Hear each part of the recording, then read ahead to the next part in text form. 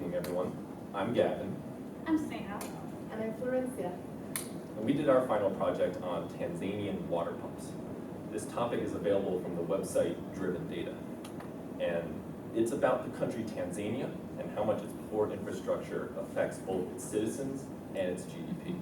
Specifically, we'll be looking at their water pump system and how much is lost because of non-functioning water pumps.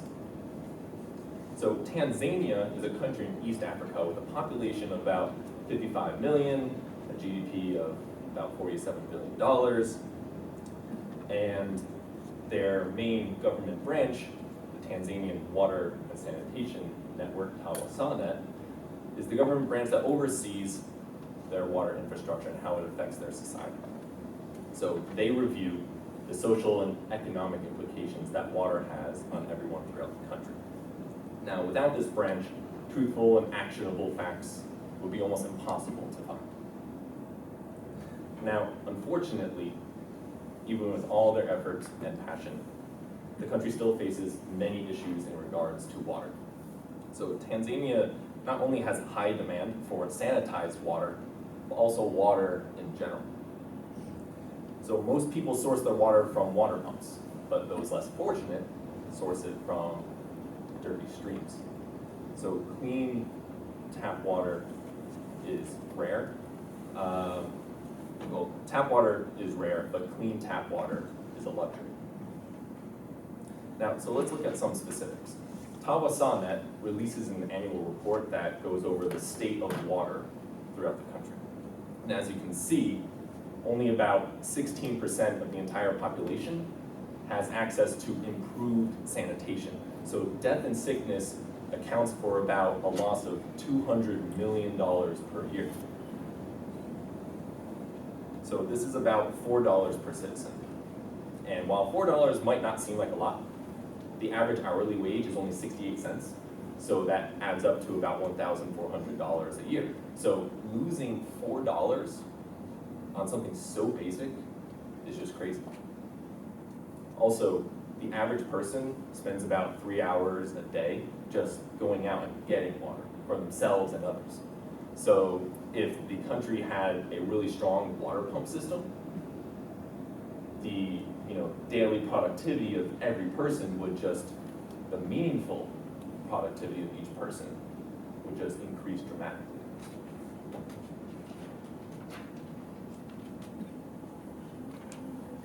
Water crisis is one of the leading causes of death and sickness in Tanzania.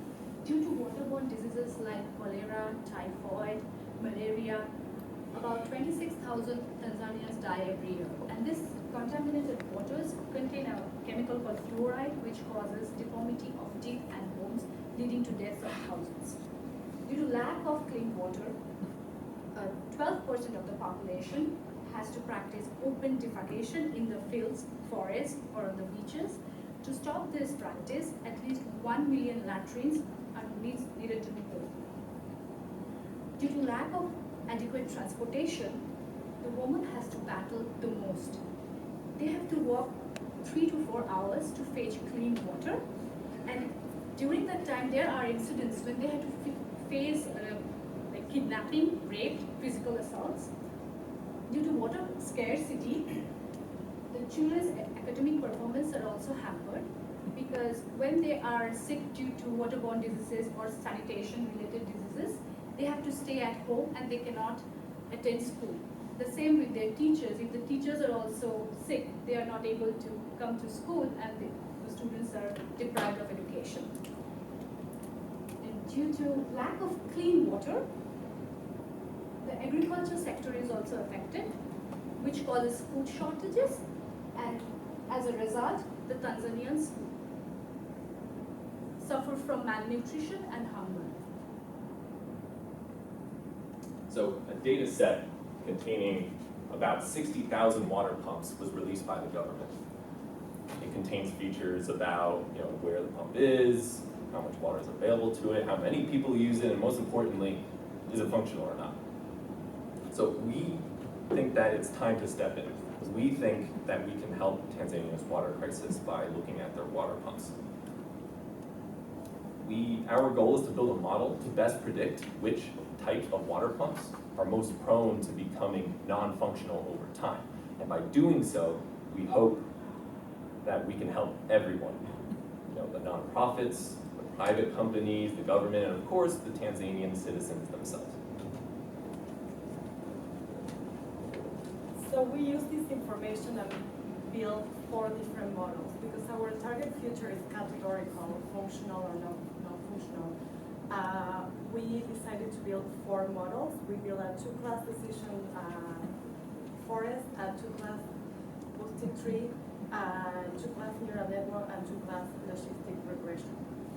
In our model, true positive is when the pump is non-functional, and a true negative is when the pump is functional. For this reason, our metric of choice to analyze which model performed the best is the recall, because the recall measures the number of pumps that were predicted and labeled correctly as broken among all the broken pumps. We also look at precision because precision is useful to measure the number of pumps that were labeled as true positive instead of as false positive. So for this reason, you can see we have almost 75% recall and almost 75% precision, and that's why we choose this model. Then we look at the predictors of the top predictors of the model, and we find out it's local government authority, payment, and water quantity, which I will explain through some graphics. The local government is, you can see there are different local government authorities that may or may not have some say on what's happening with these pumps, and you can see there are different amounts of number of broken pumps by government authorities. So we think this information can be useful by the national government to better allocate resources, either manpower or economic resources, to these different government authorities. Then we look at the payment predictor, and the payment predictor relates to whether people need to pay to use water, whether they pay monthly, they pay annually, they never pay, or they may pay per bucket. So it's clear on this chart that when people is not paying, the number of broken pumps are higher. We also look at the predictor that tells us the amount of water available at the well. So it could be dry, it could be not insufficient, seasonal, or unknown. And it is clear in our chart that when the well is dry, the number of pumps are higher. In this map, this is a map of Tanzania, and then we map out whether the non-functional pumps against the functional pumps. And you can see it's very clear there is an even distribution. We couldn't see like there is a specific area with non-functional pumps over a specific area with functional pumps. So we went one step further and we looked at a climate map to see if there are a relationship between the dry areas of Tanzania and the broken pumps. But the middle section here that indicates the dry areas, if you look back at this map, there is no relationship because the non-functional and functional pumps are distributed across Tanzania. So while this model is built more for the social impact, it is clear that there is also financial implications.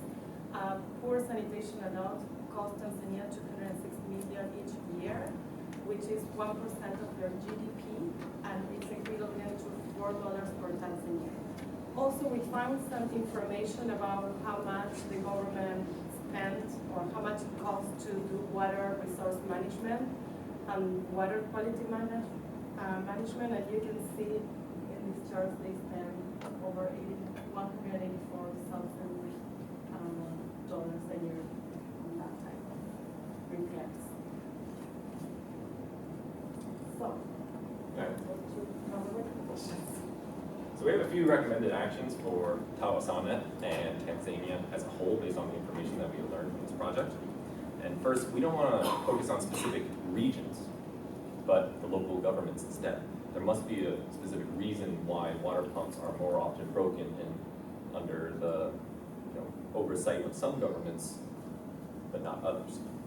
Secondly, as we also showed, regular payments for the water pumps are also essential to determining if it is functional or not. Now, water is a basic human right, and it should be provided to every Tanzanian citizen for free by the government, or however way it can. But unfortunately, these free water pumps are also the ones that are most broken. Now, are they being abused to some degree or overused? We're not too sure. And in any case, Tanzanian citizens need to have their water anyway. So we can't really blame the situation on overuse. So we still recommend some sort of payment schedule, just so we can help the government incentivize them and other nonprofits to still go out there and fix the water pumps and have some funds and resources to go do that. And lastly, we believe that water pumps with enough water immediately available to them should be prioritized, since they're the ones that break less often, they are more numerous, and most likely they serve a greater population. So that's our project, and here are some of our references. So does anyone have any questions? That's it.